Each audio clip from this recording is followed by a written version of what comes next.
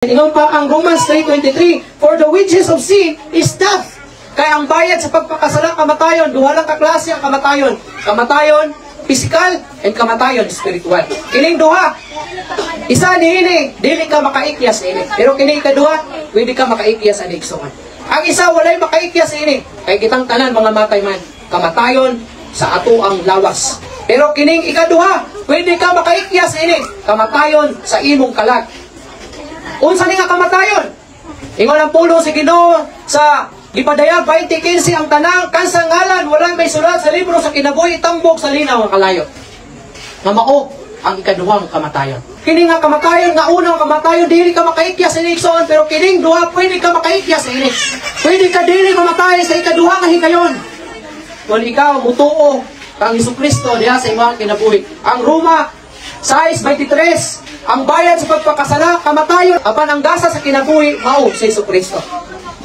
Gusto ka makaikyas sa ikaduhang kamatayon? Si Jesus Christ ang makatabang nimo. Si Jesus Christ ang imong gikinahanglan. Mga matay tang tanan, pero wala ta masayo digsoon.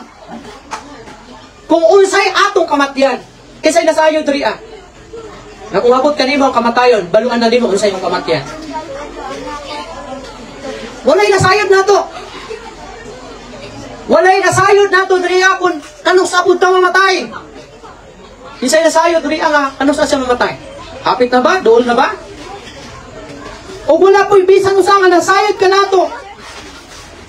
Kung diin ta mamatay sa balay ba? O sa hospital ba? O sa dalan ba? O sa sakyanan ba? Kanang tulo, wala gitay nakasayuran unsay may tabo kanato sa maabot na panahon. Ang ibaluan lang nato mga matay ng tanan. Ang naitabo kay Rinan, ang iyang sitwasyon, ang iyang nahimutangan, ang iyang kahimtang, inanak po ng atong kahimtang puhon. Ugma damlag.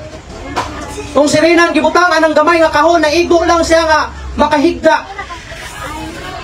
Tinabilan og mga tabla, butangan og salamin, kasuluban og mga nindot na sanina. E si Rinan, bubuhay pa na, wala na kasulob og kuwan. Kining barong Tagalog. Inanak po na ito padulngan puhon. Maghigda tadra, alirungan og tao, hilakan og kapamilya, tambungan og mga higala o mga kasilinganan o mga kaparyantihan. Unya ihatod sa lugnanan, inaana ato dangatan. Kay moabot man kanato ang kamatayon. Pero ang pangutana, ready na ba ka moatubang sa imong kamatayon?